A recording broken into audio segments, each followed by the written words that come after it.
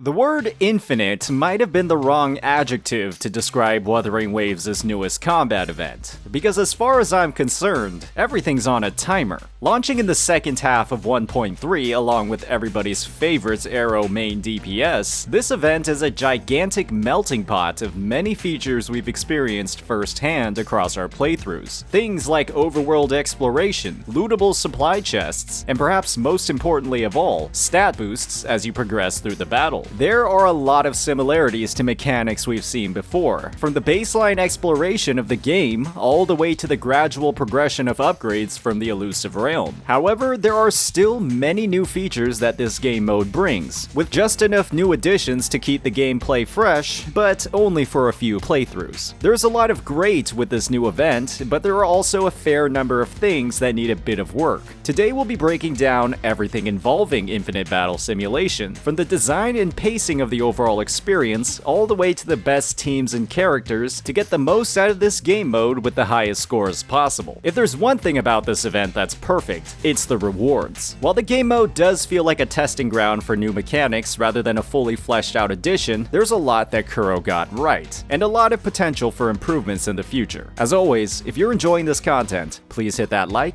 and subscribe button. Players can begin the event by having a short chat with the Giga Chad trainer Jan and Valentina from the Black Shores over at Port Gunshao, right above the Whining Aches' Mire. Tacit discords are spawning like crazy in Jinzhou following the events of the 1.0 story, and this simulation is the training for that threat. The entire event has 6 encounters spread across 2 stages with 3 scaling difficulties, with the first 3 available from the very start of the event. This is fantastic to see, and Kuro is clearly taking into account feedback from prior combat events that only had the easiest difficulties available from the very start. For this one, on the very first day, it goes all the way up to level 90. These stages unlock sequentially, with each new difficulty unlocked from completing the previous one. There's a cap on your score and your potential rewards until you reach the 3rd and highest difficulty across the 2 stages. After selecting a stage, you'll choose a team and then get teleported into the overworld, where you'll find a massive assortment of chests and lootables, with the most valuable ones guarded by an assortment of TDs, while the smaller ones are unlocked right off the bat. Whenever you loot one of these chests, you'll get rewarded with tactic points, which are used to complete the challenge, and perhaps most importantly of all, unique power-ups to your entire team. These power-ups have up to 3 different rarities, with colors indicating their strength. All of the blue upgrades are simple stat bonuses, like increased criticals or HP. Purple upgrades tie those bonuses to specific actions in combat, like using your grappling hook or using an intro skill, while the gold upgrades have a wide variety of incredibly powerful effects, like a passive 100% boost to attribute damage, or a summonable Glacial Pet that deals a huge amount of damage. If you see any random bursts of glacial damage, even without that attribute on your team, now you know where it's from.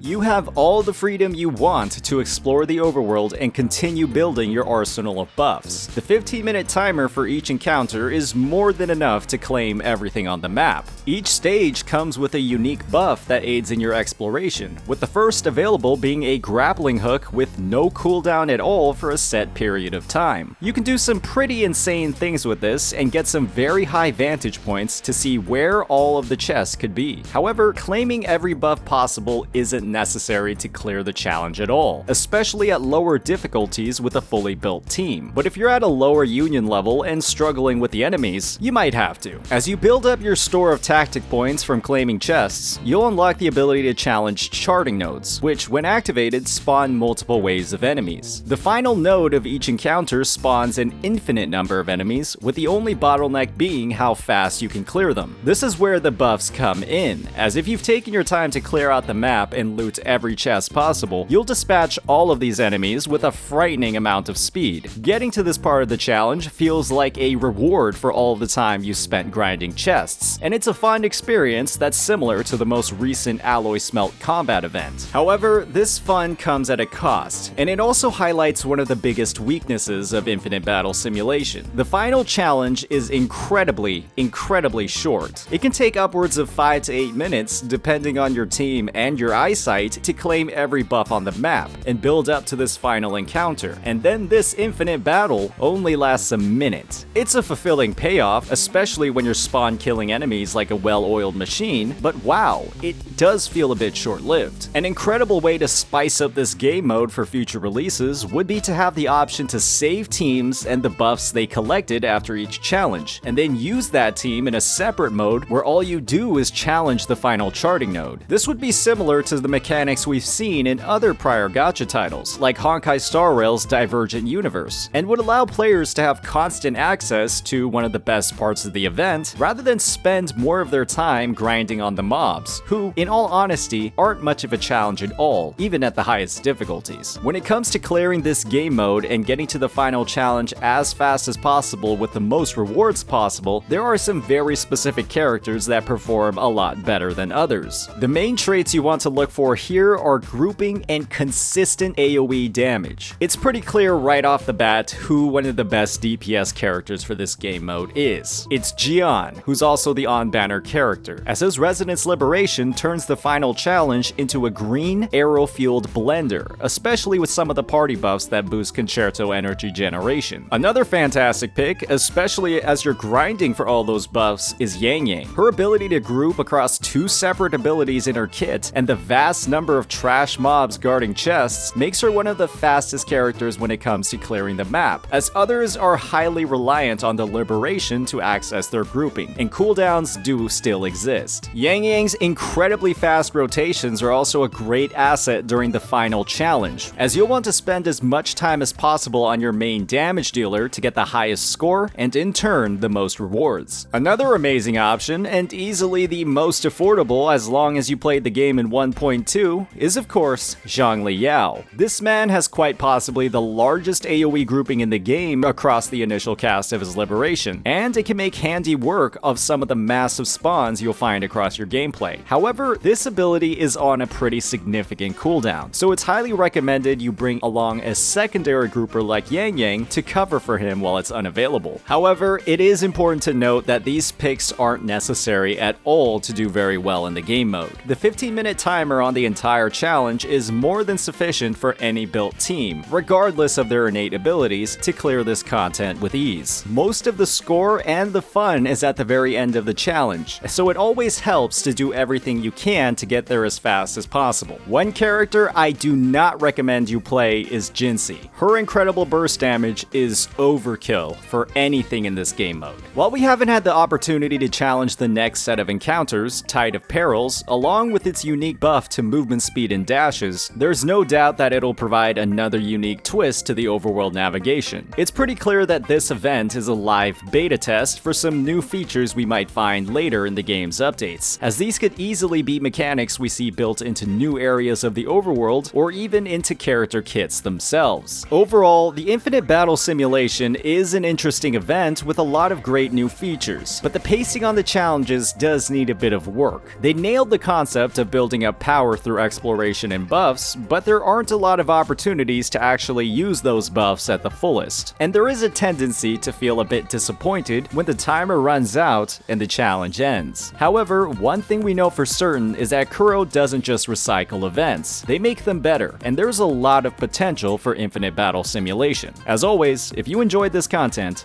please hit that like and subscribe button. Peace out.